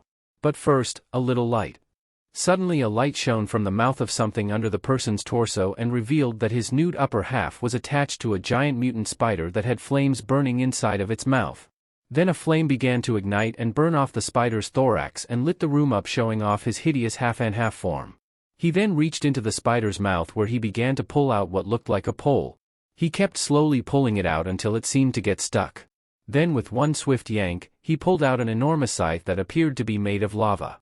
As it emerged, it caused droplets of lava to fly all over. There he patted his spider lower half and rested the weapon over his shoulder while glaring down at the villains with malicious intent. The last thing they heard from him was, I am Quelag. Zumis, Anna Marie? What brings you here and more importantly, how? Izuku asked a young woman who sat across from him in his office. The woman had mysteriously appeared out of nowhere at their front door. No one, not even the guards, saw her come from anywhere. From there it was all a matter of bringing her to Izuku's office. She was taller than him and wore a one-piece green and yellow full-body suit with only her face and hair uncovered. Pouty lips, green eyes, large curly brown hair with a single white streak, a nervous disposition as she tried to keep her hands as far away as possible, and spoke with a southern accent. I flew, she told him. Izuku looked at her strangely and prompted her, flew what? Just flew, you know, flying, she replied with a shrug. Izuku blinked at her then stated, but you don't have wings or anything that could allow you flight. I just can, she answered nonchalantly. Izuku rubs the bridge of his nose and drops the topic while asking, okay, so as I was saying, what brings you here? Anna rubs her hands together as she explains, well, I heard that y'all can remove quirks and I was hoping you could remove mine. Izuku's eyes go wide at this and as carefully as he can, lies to her, what gave you that idea? You know that's impossible. It's like when the Nazi tried to change eye color and a bunch of other inhuman things. Anna slammed her hands on the desk and yelled, oh stop it. I have sources. I know one night y'all removed a powerful quirk from some Russian guy. Izuku pushes a button under his desk and several different kinds of weapons spring out a point right at her. Anna freezes up and doesn't dare move an inch. Even with her powers, she heard enough about this place to realize that it wouldn't do very much to help. Izuku was panicking and breathing hard but calmed down with a gulp of air as he asked in a serious tone, Miss Anna, I'm going to ask you this once. How did you know? Anna gulps and carefully admits to him, I used to work for a villain organization. We got an informant who heard about y'all. I wiped his memory before he could spill to my leader and came here. Izuku then takes out a device that appears as a temperature reader, places it on her head and when it glows green, Izuku relaxes and says to himself, she's telling the truth. With that he turns off the security measures and sits in his chair while taking out his phone and telling the woman, okay, I believe you. Let me call the CEO. Izuku then sends a quick text and waits in awkward silence in his office with the woman trying not to make eye contact and vice versa. However, very quickly, Egon bursts into the room and yells while holding a mind-wiping device, who heard about the fragments? Izuku jumps up and holds the man back as he exclaims, Egon calm down. Only she knows and she means no harm. Egon looks at the woman, who awkwardly smiles and waves, then back to him where he asks in a low tone, you sure? She's got big hair. You know what big hair means. Izuku raises an eyebrow as Egon whispers, big secrets. Oh, gods, Izuku pushes him away while rolling his eyes. Egon tries to stay in front of the boy trying to keep away, as he states, I'm serious. Kano Sakji in middle school had hair just like hers and had the biggest secrets you could think of. For a child. Egon, Izuku exclaimed, motioning with his eyes to the woman still present. Right, okay, he says in a more professional tone while walking behind Izuku's desk and asking her, so what do you want? I want y'all to take away my quirk. Use whatever doohickeys you have and free me, she tells him, practically begging him. The two of them look at one another before looking back at her and Izuku informs her, Miss Anna, we really can't do that. Why not? She exclaimed, gripping the desk edge and bending it. Because the first time we tested it was just that, the first time. We had never done something like that before and it ended up killing the man. Right now I have a small part of our resources going into the development of that machine and right now we're in the testing stages. Taking a quirk is not as easy as removing a wart. This is something far greater and with more consequences. If we're not careful we could end up ending more lives than helping them, Egon explains to her, making the woman's expression and body fall. Izuku walks over to her side, places a hand on her shoulder which quivers, and tells her as gently as he can, I get your quirk might be giving you great trouble, but we can't just strap you to it just cause you to say so. You don't want to die, do you? Anna wipes a tear from her face and says with a shaky tone, I just want a life where I don't hurt anyone. If you don't mind, what is your quirk? Izuku inquired. Anna sniffles back and explains, it doesn't have an official name, but I've been calling it Rouge. If I touch someone's bare skin to mine I can absorb their memories, physiology, personality, and even quirks. 1 second of contract equals 1 minute of use. And if I touch someone for too long, You don't have to finish that, Egon told her. She took a shaky breath and continued, I kissed a boy once, and only once. 'Cause of that, he fell into a coma for 3 days. That's gotta be rough. Izuku tried to comfort her. Look, Anna, we may not be able to take away your quirk now, but if you give us time and your help, maybe we can at least alter it, he offered. Alter? She asked back. Get rid of that nasty side effect so you don't have to cover every inch of your body, Egon explained. She gives a sad smile and says, that would be nice. But you said you were part of a villain organization, right? Izuku puts forth. Wait, what? Egon yells, making Izuku make a slashing motion with his finger. I was, she admitted. Then what are you going to do now? Izuku asks in worry.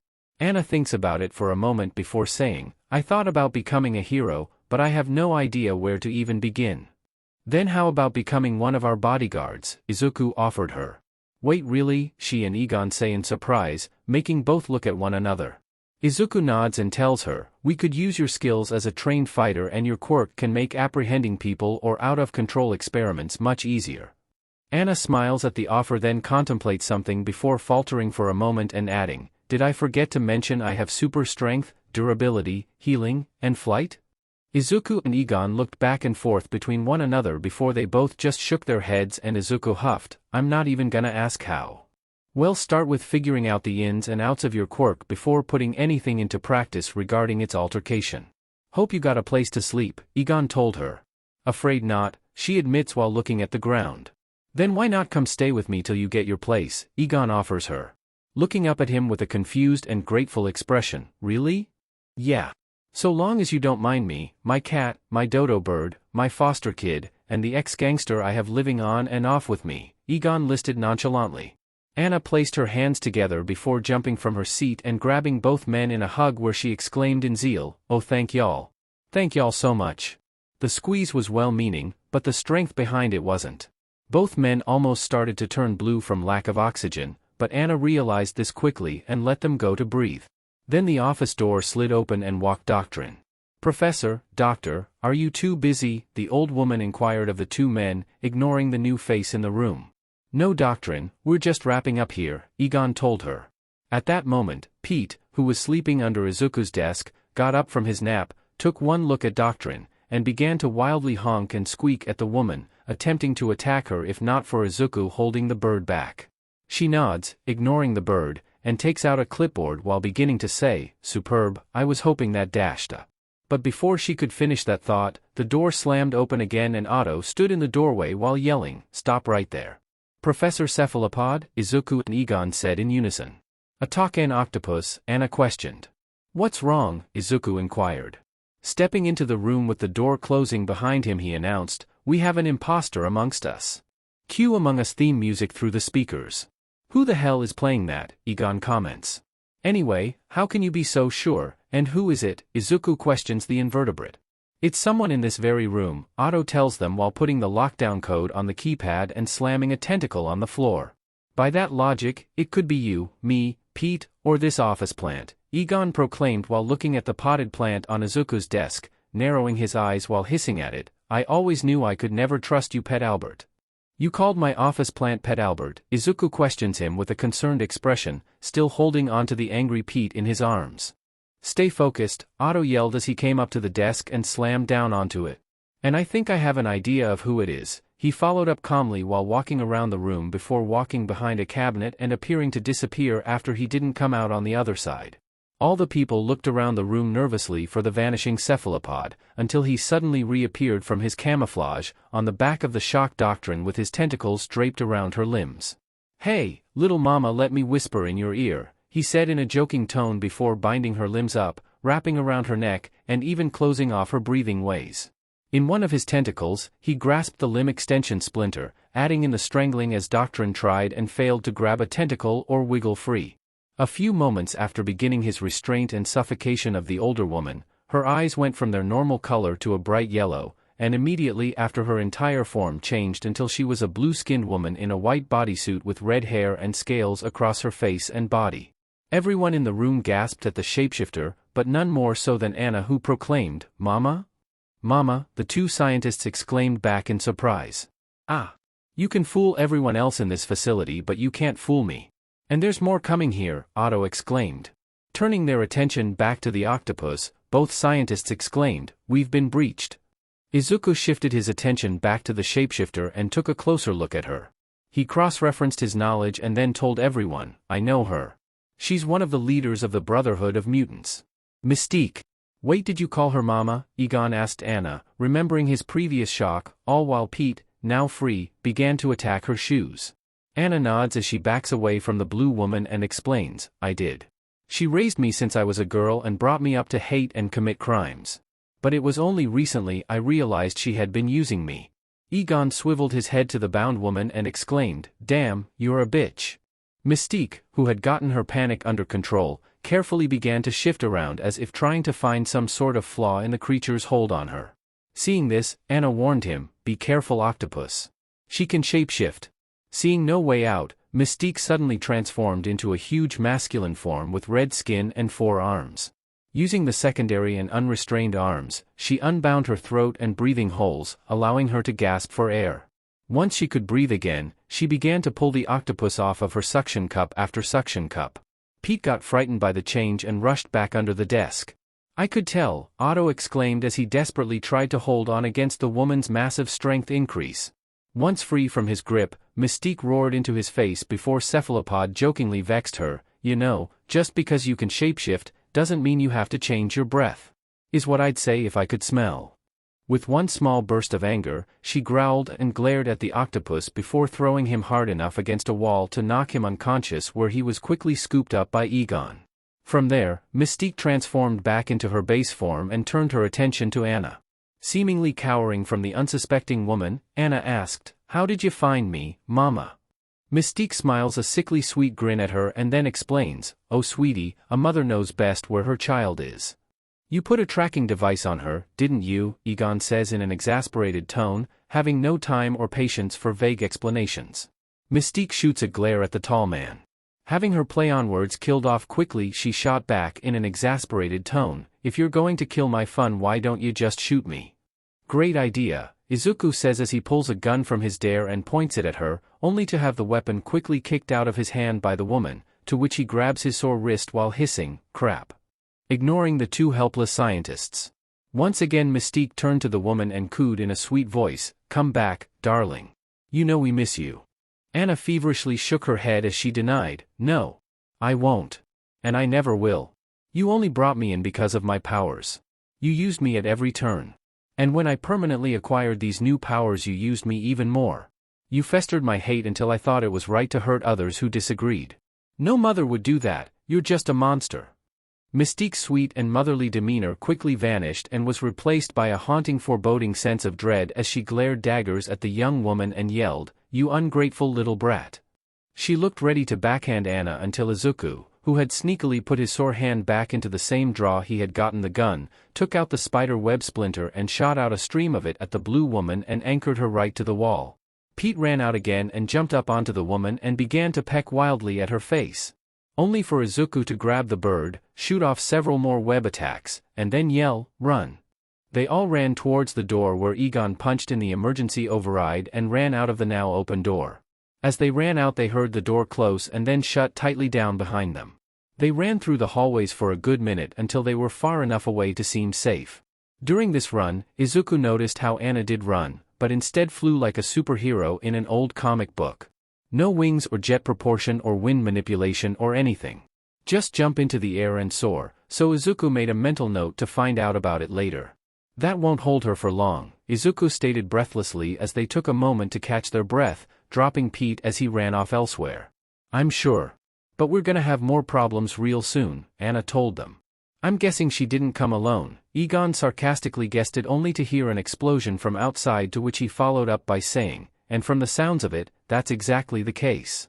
Izuku took out his Puripad and connected to the outside security cams, where they saw all the guards and government soldiers in a losing battle with 5 vastly different people. An obscenely obese man in a wrestler onesie, a short hunched ugly man who looked like a frog, a blonde man in red and orange spandex with a huge gas canister and twin gauntlets connected to it, a large muscular man in an armored suit with helmet and black tights, and finally a silver-haired man in a gray streamlined bodysuit. "Who are they?" Egon questions. "Blob, Toad, Pyro, Avalanche, and Quicksilver." High-ranking members of the Brotherhood of Mutants. Your guards won't do much but slow them down, Anna explained to them. And the defense droids are being revamped from the ground up. Just freaking great, Egon griped as he forgot about the unconscious octopus in his arms, only to quickly remember and loosen his grip. Then I guess we'll have to take them on ourselves, Izuku proclaimed as he punched his fist into his hand. Will you help us, Anna? He asks the woman. She smiled and adjusting her glove she replied, course. But you can call me the Rouge. Hump. These guards get weaker every time we smash Blob stated as he threw away the last of the guards. More like we're getting better every day, Pyro agreed with a jeer. Well, now that's out of the way.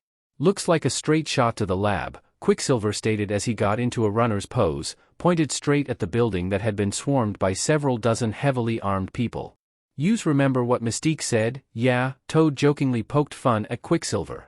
Quicksilver pushes him off with an eye roll as he groans back, of course Toad, my head isn't full of pond scum, like you. Everyone laughed at the Toad man as he angrily inflated his throat. Only for the still-positioned Quicksilver to be suddenly frozen solid by a beam of ice out of nowhere. All the villains stop and turn their heads to where the shot came from and see Hatsum standing several yards away with a strange ray gun that is emitting cold energy. But it is full of ice, like you, Hatsum joked back while laughing at the frozen man. He then took another shot and half-froze Blob. As the other villains scampered away, trying to avoid being frozen, Toad exclaimed in shock and confusion at seeing two of his teammates taken out at once. What the?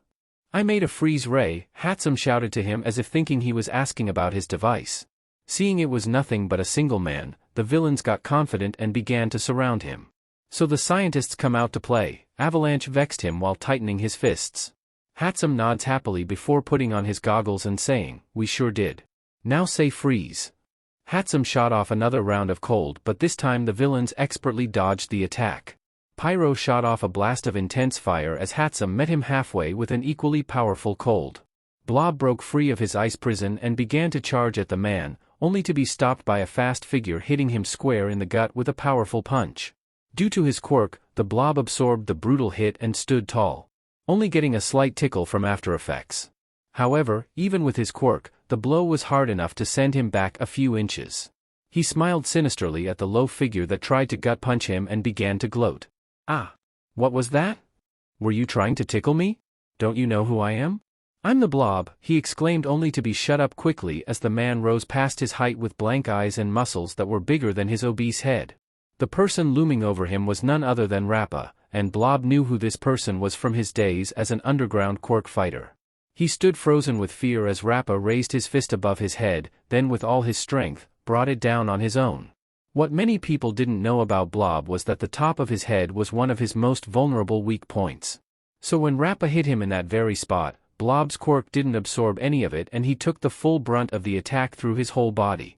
His skull, teeth, ribs, and legs broke under the massive pressure making the fat man pass out.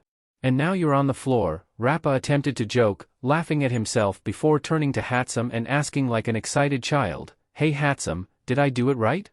Yeah, sure, a little help please, Hatsum said back with urgency as his ice blaster was starting to overheat. Just as Rappa began to run towards Pyro, who had his full attention and a half-full gas canister on Hatsum, the man was stopped in his tracks as the ground under him started to shake violently. He tried to keep his balance but couldn't. He looked around fast and saw Avalanche using his quirk to shake the ground under his feet. The shaking grew so intense that the asphalt under him began to crack open. No matter what he tried, Rappa couldn't move away. That is until something small and rough was thrown at him. It exploded and then expanded like a bath bomb, covering a part of the large Russian man. Very quickly, many more of them were thrown, exploded, and spread all around the man until he was covered from neck to foot leaving only his head uncovered. Again Avalanche tried to use his quirk to break free, but instead of that happening, he felt his quirk being sent right back at him. Avalanche was shaken so violently by his quirk in the violet cocoon that he passed out in mere seconds. Honey Lemon jumped out from her hiding spot and snapping her fingers in delight, exclaimed, "Ha! Super expanding shock redirect gel. My newest creation." Then a long-colored, flesh-wet thing wrapped around the woman's neck and lifted her into the air. Toad, who was also biding his time, jumped out and proclaimed, "My tongue, my second greatest body part. Right after my second head." With his body back in control and Honey Lemon in the most immediate danger, he ran after and tried to smash the frogman. Only for Toad to dodge every attack with ease, even as Rappa the broken pieces of asphalt at him. Toad teased and mocked the huge man with every miss he made while also continuing to strangle the woman with his tongue. Rappa growled and yelled in frustration, "Hey! Stop bouncing around, you jumping bean." As Toad continues to jeer the man, something fast rushes by and slices Toad's tongue in half, making him scream in pain as Honey Lemon is finally freed from his grasp, allowing her to breathe again. As Toad gingerly held his bleeding tongue, he looked around to see what attacked him, only to see Anima with a new creature standing beside him. It looked like a dragon, but medium-sized and without wings. It has 4 legs, with the ones in front being larger and longer, and a body plan like a modern-day reptile. 2 horns curved back to its back with a ridge of spiral spines that appeared to be able to raise up and down. Huge claws and serrated teeth, with foldable gill fins along its neck that, when open, create electricity. Its piercing yellow eyes stared viciously and murderously at Toad. "Behold my newest creature, the lightning beast," Anima exclaimed as the beast roared. Seeing his luck run out, Toad tried to run away, only for the lightning beast to open its maw and shoot out a beam of lightning right at the man. Toad didn't even have a chance to hop out of the way as the lightning beam hit him dead on and tried him alive until he was splayed out on the ground and crispy. "Shocking," Rappa tried to joke. "Very funny, Rappa," Anima said sarcastically. "Guys, a bit of help would be nice," Hatsum called out as he had to duck and roll when his ice blaster overheated. Even though his weapon was out of commission, Pyro wasn't out of fuel and prepared an even bigger blast of fire to torch the man to ash. But he never got the chance as something was shot at his body and restrained him. It was some kind of body cage that closed around him and grew tightened the more he struggled. Until it sent off a shock of electricity and made him spaz out. This gave Rappa the chance to run up and knock him out. Once down, Hatsum looked over to the side and saw Cho standing by with a device that appeared to have the attachment to shoot off the body cages. After loading up another, Hatsum took off his goggles and gave a thumbs up to the woman as he stated, "Thanks for the help, Cho, and you too, Rappa." "Don't we make a great team?" Rappa asked as he cuddled up to Cho, who shoved him away. But before they could celebrate their victory, Quicksilver had vibrated his body enough to throw himself free, where he began to chatter from the cold after feeling. "Brr. That was cold. Who shot me with that?" he demanded as he looked around for his attacker. Only to instantly get caught in a body cage and shocked unmoving. Then the electric beast came up and blasted the man with a lightning shock, knocking him out. "And that's the last one," Anima shrugged, feeling nonchalant about the attack. "Not so fast, I think there's still one inside," Cho exclaimed as she loaded up her body cage launcher. "Then let's get Rappa exclaimed excitedly, punching his fist, as he ran towards the building with the other scientists following behind. Meanwhile, back inside the building, the 2 scientists and ex-criminals had stood and watched the security camera footage of the scientists taking down the villains. All of them in a mix of awe and shock. Izuku blinked a few times before starting nonchalantly and uncertainly, "Looks like my staff took down your old friends." "Oh, thank heavens," Rouge said in relief while leaning and sliding down a wall. "Now that only leaves Mystique." "A shapeshifter in a sparsely populated area," Egon stated as he looked around the empty building hallway they were in. Just before the 3 of them could begin any plan of action, a little set of footsteps ran down the hallway and yelled, "Professor." Turning around, they all saw Eri running towards them with flushed cheeks, wild hair, and teary eyes. Once she got to them, Egon kneeled and asked, "Eri, are you okay?" Eri sniffles back and asks while looking around, "I'm scared." "What's going on?" Egon freed up a hand and petted her while assuring, "Don't worry, we're taking care of it right now. Everything will be okay in a bit. Let's get you to the safe room for now." Eri rubbed her eyes and sniffed back her emotions while looking up to whom with a bright smile as she said back, "Okay, Professor Cristallo." Upon hearing this statement from Eri, Egon's face went placid. Like he had heard the most awful news ever. Without warning or hesitation, he stood up quickly and kicked Eri square in the face, sending her flying down the hallway. Everyone else just stood there in shock at what the man just did, and Izuku was the first to chew him out as he pushed him back, yelling at him, "Egon. What the hell?" Before either of them could chew him out, he quickly stated, "That's not Eri." The 2 of them paused, looked behind them, and saw Eri get up from the floor with half her face blue with red hair. "Mystique," they both exclaimed in shock. Mystique chuckled darkly as she gingerly touched her face, taking her normal form as she inquired, "So what gave it away?" "Eri has been calling me by my first name, and only that, for weeks." If you had referred to my given name after the first time, I wouldn't have suspected anything, Egon explained to her with pride. Standing back to her feet, now fully reverted to her natural state, she said to herself with a half-hearted huff, guess I should have chosen a different form. What do you even want? Izuku demanded. I came here to kill 2 birds with 1 stone, Mystique smiles at the question then tells him while pointing, first I wanted to retrieve my child, and second I wanted to take your research and kill you too. That's 3, Egon corrected her. Mystique didn't take lightly to that comment and pulled a gun out from her hip holster and pointed it at the 2 scientists as Egon acted in a sarcastic tone, oh wow, a gun, how terrifying. Mystique shot a blast from the gun at the same time Izuku shot a web with the splinter in hand. Unfortunately, the outcome they expected didn't come to pass. Instead of catching what seemed to be a bullet, the 2 scientists and the web attacks were suddenly trapped within a bubble. Egon tapped on the yellow sphere that had trapped them and said, okay, didn't expect that. Mystique approached Rogue with a malicious smile and the woman stood in her defense while ordering, stay back. Smiling more as she slowly approached without hesitation, come now Anna, you know you want to come back. I'm all you have left in the world after your father kicked you out. We're justified in our revolution and you know it. New York will never learn unless we fight back. You know I love you and always have. During this exchange, Rogue backed further and further away until she backed herself into a wall. Seeing her squeak with fright, Mystique knew she had her. However, as the villain had her full attention on the woman, Izuku had managed to force the tip of the splint out through the rubbery bubble and shit a thread that hit a wall. He then retraced the web until he managed to pull himself out of what felt like tapioca pudding mixed with caramel.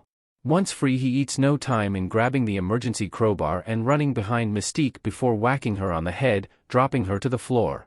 Get crowbarred bitch, Izuku yelled before dropping the weapon, covering his mouth, and saying in a self-shocked tone, oh my god, I said a curse word. He looked over to Egon and accused, I blame you. Egon just shrugged nonchalantly at the allegation. Meanwhile Rouge was looking between her foster mother and the young teen who bravely stood up to her.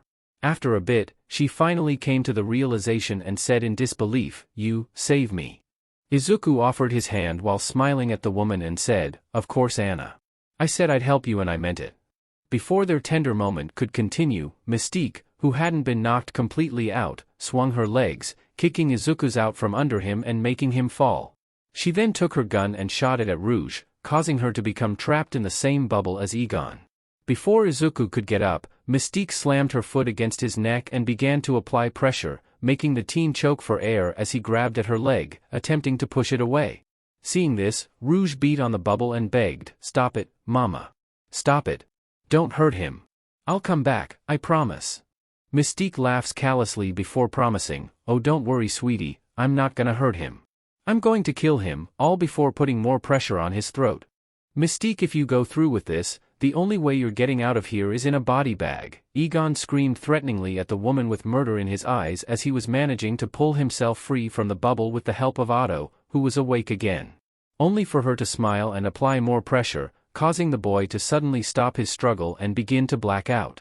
Making Egon cry out, Izuku. Rouge had tears running down her face as, what could only be called her first true friend, began to die under the heel of her mother's foot.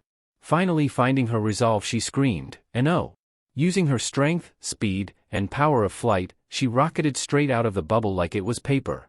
Mystique didn't even have a chance to block as Rouge rammed into her at top speed and flew down the hallway. After catching her breath, Mystique knew what Rouge was going to do and quickly took a form that could withstand pain. After being flown through several metal walls she was eventually thrown into an empty testing chamber and thrown hard against the floor. Even with her more durable form, Mystique felt massive pain run throughout her body as she gasped for air. But Rouge wasn't done as she was once again upon Mystique and plumbing her with punch after punch. Mystique took a stronger firm and met back each punch. Even still she could feel her knuckles nearly breaking under every blow.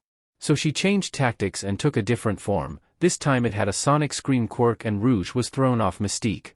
She then changed into Quicksilver and began to run around the woman while hitting her with cheap shots. But Rogue knew how to beat her teammates, and hit the ground hard enough for it to shake and cause Mystique to fall off her speed. Just before Rouge could counterattack, Mystique took the form of something that could fly and flew around her with ease. Rouge chased after, but once she caught her leg, Mystique turned around with her gun at the ready and hit her with a powerful energy shot that was strong enough to take her down. Rouge fell from the sky and lay on the floor in a seemingly unconscious heap. Mystique landed as well while morphing back to her original form and looking over the unconscious form of her foster daughter. Thinking she had won, she relaxed, which was the worst thing she could do.